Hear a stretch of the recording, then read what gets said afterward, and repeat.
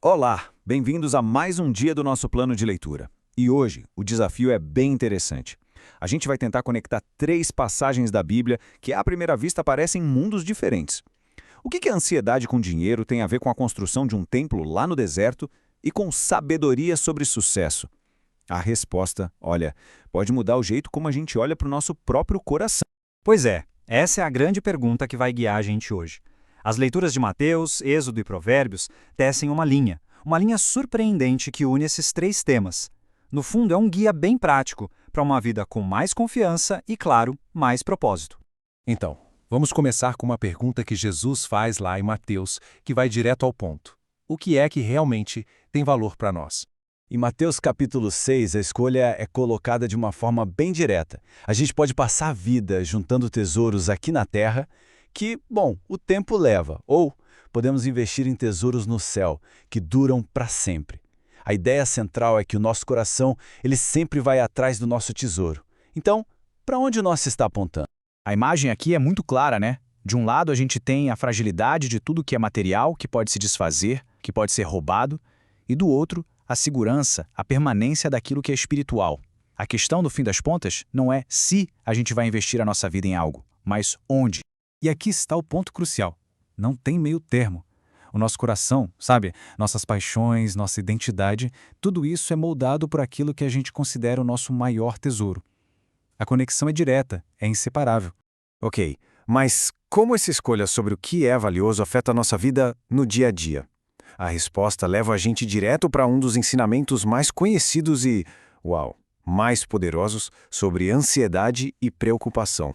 Para provar o ponto dele, Jesus nos convida a simplesmente olhar a natureza. Pensa só nos pássaros, nas flores do campo. Eles não se estressam com o futuro, e mesmo assim, Deus cuida deles com uma perfeição incrível. A lógica aqui é poderosa. Se a criação recebe tanto cuidado, quanto mais nós, que somos ainda mais valiosos. E aí vem a pergunta que meio que desmonta a lógica da ansiedade. Jesus mostra como ela é inútil. Ficar se preocupando não resolve o problema, não aumenta nosso tempo de vida. Na verdade, só drena a nossa energia e tira o nosso foco do que realmente importa. Então, qual é a solução? Uma mudança radical de prioridade. Ao invés da gente se desgastar correndo atrás das mesmas coisas que todo mundo corre, a instrução é clara. Coloquem o reino de Deus em primeiro lugar. E a promessa que vem junto é que todas as outras necessidades, elas serão supridas.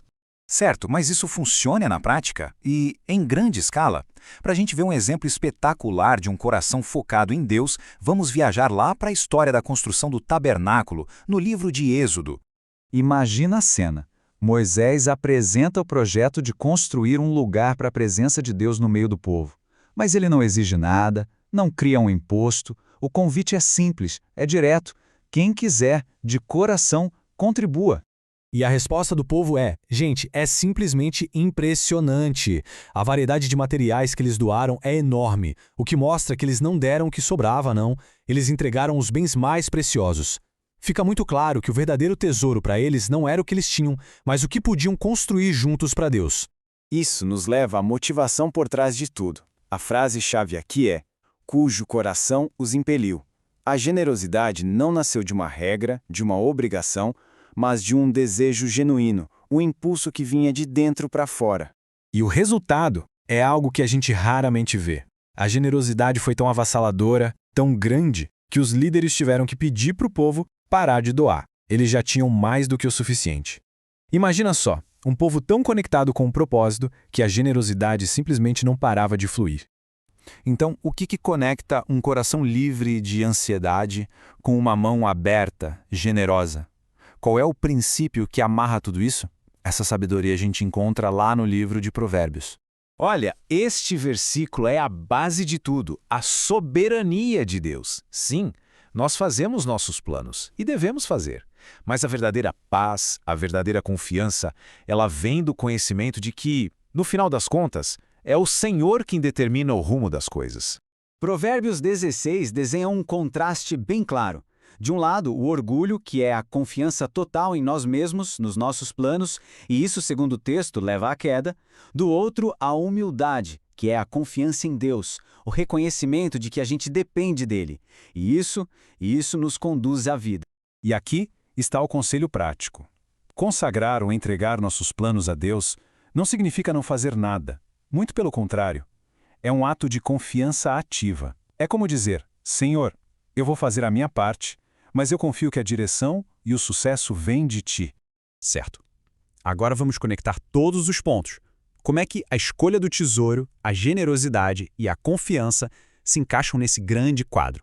A jornada da confiança, então, segue este caminho. Primeiro, o foco do nosso coração determina onde está nosso tesouro. Segundo, esse foco se transforma em ação, como aquela generosidade incrível que a gente viu em Êxodo. E terceiro, tudo isso se apoia na sabedoria de que, no fim, é Deus quem guia nossos passos. É um ciclo completo que se alimenta. Se esta reflexão ajudou a enxergar essas passagens de uma forma nova, que tal curtir e seguir o canal Pneuma BR para não perder os próximos dias do nosso plano de leitura? A sua interação ajuda muito a gente a continuar este trabalho.